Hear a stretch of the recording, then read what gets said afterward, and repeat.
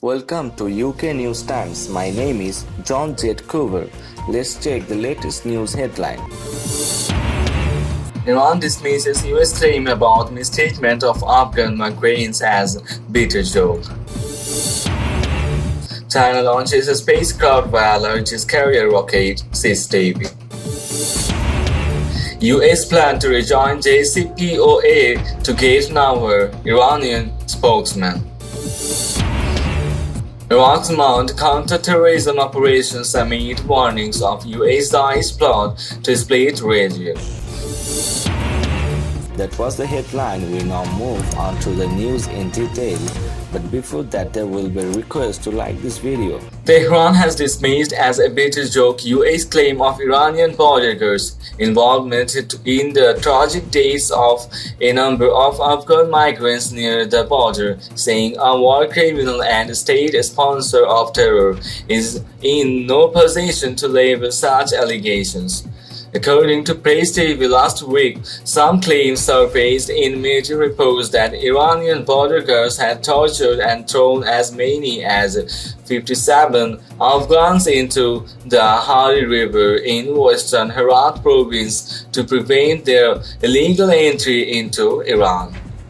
The Common Press News Agency said at least 23 of them drowned in Hari Road.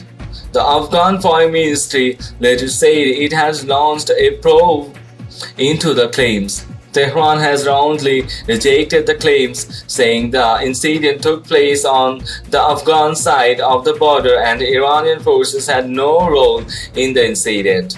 Reacting to the news, US Acting Assistant Secretary for South Asia Liz Wells took to Twitter on Tuesday and described as horrifying Iran's cruel treatment and abuse of Afghan migrants alleged in these reports.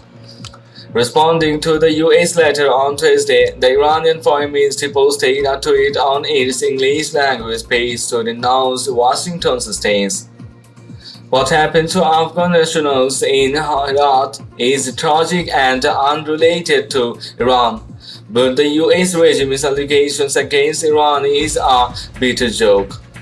The regime is a war criminal in Afghanistan and the state sponsor of terrorism across the globe, read the tweet.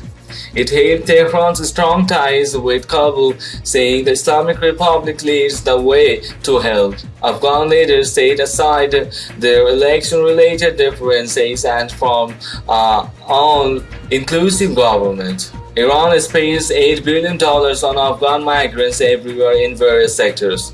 According to the latest official figures, 951,142 Afghan refugees reside in Iran. In addition to the refugees, there are around 2.5 million Afghan nationals living in Iran, inclusive of passport holders and undocumented Afghans. The UN Refugee Agency has on numerous occasions praised Iran for hosting Afghan refugees for more than 4 decades. Tehran has repeatedly complained that countries which caused the displacement of Afghans must accept responsibility and help cover the costs. Washington invaded Afghanistan and toppled the Taliban-run government in 2001 on the pretext of fighting terrorism following the suspicious September 11 attacks. The Taliban, however, never stopped their attacks, citing foreign military presence as one of the main reasons behind the continued militancy. China on Thursday successfully launched its largest carrier rocket, which was carrying a new generation spacecraft, state broadcaster CCTV said. The Long March 5B carrier rocket took off at 1,800 local time at 1,000 GMT at the Wenchang Space Launch Center in the southern Iceland province of Hainan. It was the first mission carried out by the Long March 5B, CCTV reported, citing the China Space Engineering Office. The Long March 5B, with a length of about 53.7 meters and take-off mass of about 849 tons, was also carrying an inflatable cargo return module. China said in March it was aiming to launch an experimental spacecraft without a crew as part of a broader spaceflight program to shuttle astronauts to its future space station and for future manned space exploration. The launch was earlier scheduled for mid to late April. China aims to complete a multimodal inhabited space station around 2022. It became the third country to put a man in space with its own rocket in 2003 after the former Soviet Union and the United States. China has since been racing to catch up with Russia and the United States to become a major space power by 2030. Iran's foreign ministry spokesperson said Washington's plot to again become a participant of the 2015 Iran nuclear deal after its unilateral withdrawal from the agreement is a monster that runs counter to the international law. According to Tasnim news agency speaking at a video press conference on Monday, Saeed Abbas Mousavi deplored the US push for extending a UN arms embargo against Iran under a plan to rejoin the 2015 nuclear deal, known as the Joint Comprehensive Plan of Action JCPOA, saying such attempts are in contravention of the international law and the world is unlikely to approve the US plan. With its illegal withdrawal from the JCPOA, the US has sought to destroy all political, economic, and security achievements, the spokesman said. The US has violated the UNSC Resolution 2231 and is no longer party of JCPOA. We are in contact with the other JCPOA members and are confident that they will not succeed, Mousavi added. The spokesperson also said that Iran will be prepared to give an appropriate and decisive response to the attempts at referring the JCPOA to the UN Security Council and Turkey, the so-called snapback provisions of the nuclear deal.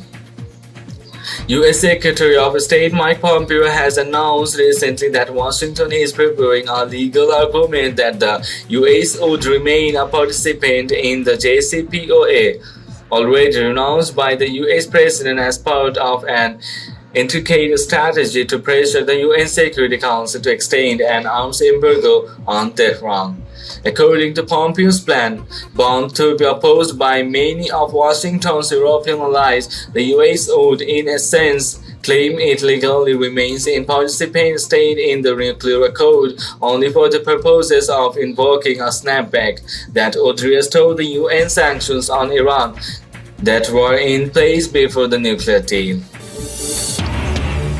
Iraqi army troops and allied fighters from Popular Mobilization Forces known as Hashad al-Sha'abi have conducted fresh operations against Daesh terrorists amid warnings of collaboration between the United States and remnants of the Takfiri terror outfit in the country. On Monday, Iraq's security media cell announced the launch of a new military campaign dubbed Desert Lions against Daesh sleeper cells in the country's desert areas. The operation covers Wadi Harun, Saniyat, Al-Qara, H2 and Wadi al-Holcom all the way to international borders in Iraq's western Anbar province with an aim to enhance security and stability in these areas, to pursue terrorist elements and to arrest those wanted, it said in a statement. The new campaign followed a string of deadly attacks by Daesh terrorists targeting Iraqi forces, among them Saturday's assault in Salahuddin province that killed at least 10 Hashad al-Sha'abi fighters.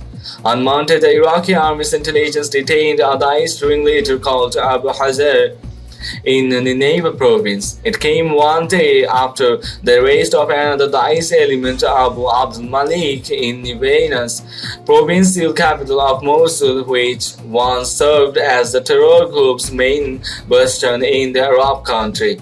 Also on Monday, Ruda media network reported that an explosive laden vehicle had gone off in Maudan area in western Anbar, killing the occupants, all terrorists. Among those slain were the Daesh military commander Abu Qasura, the report said. Meanwhile, Mahmoud al-Jubai, spokesman of Iraq's Asaib al-Haq group, which is part of Assad al-Sha'abi, said that the UAE has long been supporting terrorists in Iraq and Syria, and that Daesh is part of Washington's scheme to disintegrate the region. The UAE added plans to settle Palestinians in Western Anbar under President Donald Trump's self-proclaimed deal of the century. Rubai also emphasized that the Americans should honor the Iraqi parliament's resolution on the withdrawal of foreign forces from the country. The resolution was passed in January following the US assassination of top Iranian anti-terror commander Lieutenant General Qasem Soleimani and senior Hashad commander Abu Mahdi al-Muhandis, in addition to several other convoys. The US is evacuating its bases in Iraq and immersing its troops at Ain al-Assad and Hawri base is situated in Anbar and Kurdistan's regional capital of Erbil, respectively, in the face of the outrage of the Iraqi people and popular forces, he pointed out. The cyber spokesman further warned of armed resistance if the US refuses to leave Iraq and settles in the country's remote areas. Additionally, Iraq's Harakat Hezbollah al-Nusayba, which is also part of Assad al-Sha'abi, said the US has been planning to transfer senior Daesh commanders from eastern Syria to neighboring Iraq.